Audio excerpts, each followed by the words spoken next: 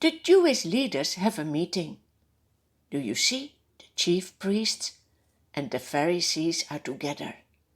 We call it a meeting of the Sanhedrin. They have heard that Jesus has raised Lazarus from the dead. Now these leaders ask, "What shall we do? This Jesus is performing many signs. If we let him go on like this, everyone will believe in him. And then the enemies, the Romans, will come and take away both our temple and our nation." Then one of them, the high priest with the name Caiaphas, speaks up. "You know nothing at all.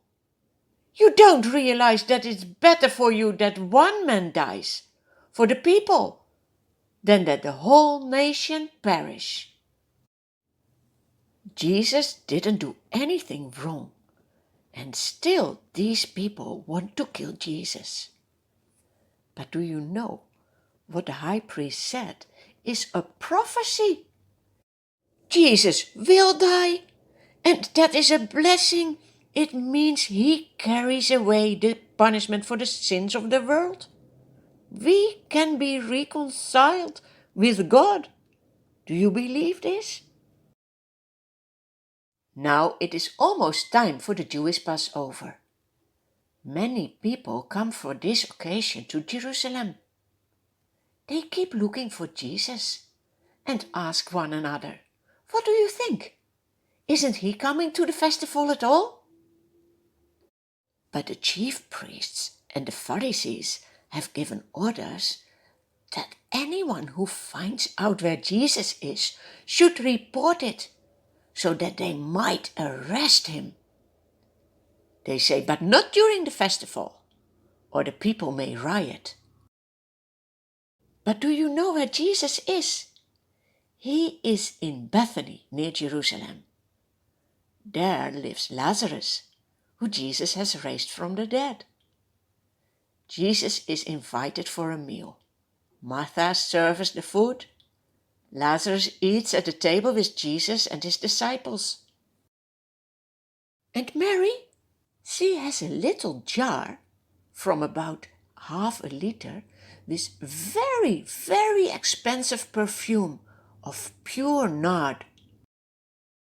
She pours it on Jesus' feet and wipes his feet with her hair. The house is filled with the fragrance of the perfume. When the disciples see what Mary has done, one of them, Judas, objects. He says, "Why isn't this perfume sold and the money given to the poor? It is worth a year's wages." Judas doesn't say this because he cares for the poor, but because he is a thief. He is the keeper of the money bag of the disciples. And do you know what he does? He steals from that bag to use money for himself. Jesus replies, "Leave her alone. She has poured perfume on me in preparation for my burial. She has done a beautiful thing. You will always have the poor among you, but you will not always have me. Truly, I tell you, wherever the gospel is preached throughout the world, what she has done will also be told in memory of her."